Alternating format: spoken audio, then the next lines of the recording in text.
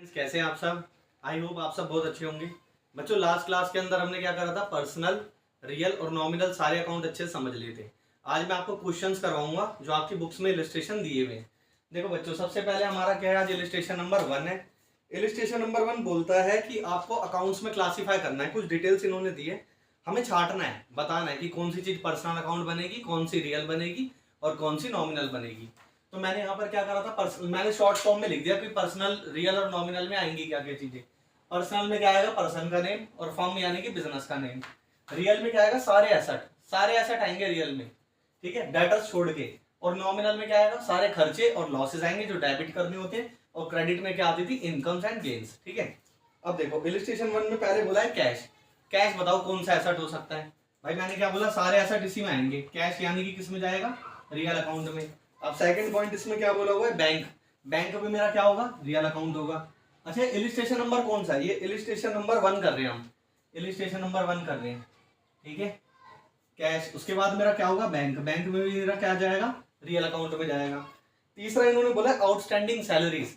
देखो बच्चों, सैलरी खर्चा था लेकिन outstanding salary group of person को बताता था, है ना। तो और वो किस में जाता था, मेरा पर्सनल अकाउंट में। हमने पढ़ा था ना रिप्रेजेंटेटिव पर्सनल अकाउंट, तो पर्सनल अकाउंट में जाएगा आउटस्टैंडिंग सैलरीज, ठीक है। आउटस्टैंडिंग सैलरीज, ठीक है। अब अगला अगला इसमें क्या लिखा हुआ है, सेल्स। सेल्स बताओ बच्चों क्या है, इनकम है, वो नॉमिनल में जाएगा, ठीक है।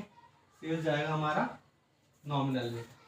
अब हम आगे बात करते हैं एक्रूड इंटरेस्ट। एक्रूड इंटरेस्ट मैंने क्या बताया था, इनकम होता है। एक्रूड इंटरेस्ट मतलब आपने इंटरेस्ट कमा लिया, मिला नहीं। इनकम किस में जाती थी, नॉमिनल में। यानी कि एक्रूड इंटरेस्ट भी किस में जाएगा, नॉमिनल में। अब अगला, अब lease hold property. Lease hold property किस में जाएगी, लीज होल्ड प्रॉपर्टी मेरे लिए क्या है, मेरे लिए मेरा एसेट है, वो भी किस में जाएगा, मेरा रियल अकाउंट में जाएगा, लीज होल्ड प्रॉपर्टी,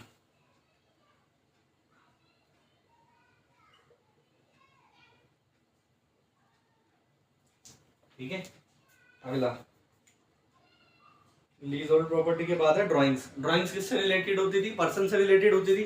तो ड्राइंग्स मेरा किस में जाएगा, पर्सनल अकाउंट में जाएगा, ठीक है। ड्राइंग्स मेरा इसमें जाएगा। यहां मैं लिखता जा रहा हूं कौन सी चीज किस में जाएगी, ठीक है। ड्राइंग्स के बाद अब अगला है हमारा डिस्काउंट रिसीव। डिस्काउंट रिसीव मतलब मिलना, इनकम है। इनकम किस में जाती थी, नॉमिनल में। यानी कि डिस्काउंट रिसीव भी मेरा यही आएगा, नॉमिनल में, ठीक है बच्चों। उसके बाद अगला है bad debt return of. Bad debt का मतलब क्या होता था भाई, वो जैसे फॉर एग्जांपल मैंने किसी को पैसा उधारी पे दिया, अब वो पर्सन मुझे पैसा वापस लौटा ही नहीं पाएगा, तो वो लॉस था। और लॉस की बात किस में होती थी, नॉमिनल अकाउंट में। यानी कि बैड डेट भी मेरा किस में जाएगा, नॉमिनल में जाएगा, बैड डेट, ठीक है बच्चों। अब अगला बैड डेट्स के बाद है परचेजेस। परचेजेस क्या होता है, खर्चा होता है। Debit all expenses and losses था ना, एक्सपेंसेस है ये, लॉस नहीं है, एक्सपेंस है। एक्सपेंस भी मेरा नॉमिनल में जाता है। परचेजेस यानी कि मेरा किस में जाएगा, नॉमिनल में जाएगा, ठीक है बच्चों। अगला बैड डेट रिकवर। मरा हुआ पैसा वापस आ गया, कल तक जिसे आप लॉस कह रहे थे वही पैसा वापस आ गया। अब ये क्या है, आपकी इनकम है। क्रेडिट और इनकम एंड गेन्स का रूल था ना, नॉमिनल, यानी कि नॉमिनल में जाएगा ये भी। Bad debt recover, bad debts recover, ठीक है बच्चों। बैड डेट रिकवरी भी आपका नॉमिनल में जाएगा। अब अगला plant and machinery. Plant and machinery क्या है, असेट है। और सारे असेट किस में जाते हैं, रियल में जाते हैं। तो प्लांट एंड मशीनरी आप इसमें डालोगे, रियल में, प्लांट एंड मशीनरी, ठीक है।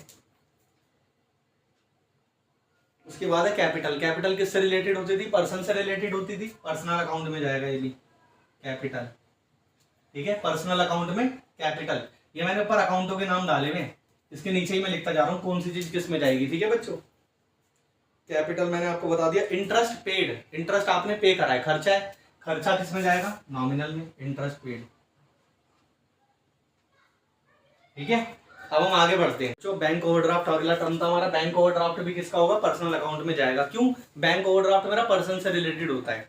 अब हम आगे बढ़ते हैं, प्रीपेड रेंट। देखो रेंट खर्चा है लेकिन आपने फालतू पे कर दिया, ज्यादा पे कर दिया। प्रीपेड रेंट वो क्या करता था, ग्रुप ऑफ पर्सन दिखाता है ना, प्रीपेड रेंट की आपने ज्यादा रेंट पे करा है, किसको, लैंडलॉर्ड को। तो ये रिप्रेजेंटेटिव पर्सनल अकाउंट था, तो ये पर्सनल में जाएगा, प्रीपेड रेंट, ठीक है, प्रीपेड रेंट। अब अगला क्या है हमारा, कैरेज इनवर्ड, कैरेज इनवर्ड क्या है बच्चों, खर्चा होता है। तो कैरेज इनवर्ड खर्चे की बात बताओ किस में होती है, नॉमिनल में होती है। कैरेज इनवर्ड भी आपका किस में जाएगा, नॉमिनल में जाएगा। Carriage inward, carriage inward. अब है गुडविल, गुडविल क्या है आपका, इंटेंजिबल एसेट है। मैंने आपको क्या बताया था, इंटेंजिबल एसेट भी मेरा किस में डील होता है, रियल अकाउंट में, यानी कि गुडविल भी मेरा किस में जाएगा, रियल अकाउंट में। तो ये था हमारा पूरा का पूरा इलस्ट्रेशन नंबर 1। इलस्ट्रेशन नंबर 1 मैंने आपको करवा दिया है, ठीक है। अगली क्लास में बच्चों मैं आपको इलस्ट्रेशन 2 और 3 भी डिस्कस करवा करके मॉडर्न क्लासिफिकेशन भी आपको ठीक से समझा दूंगा। ठीक, मिलते हैं हम नेक्स्ट वीडियो में। वीडियो को लाइक करके चैनल को सब्सक्राइब कर देना।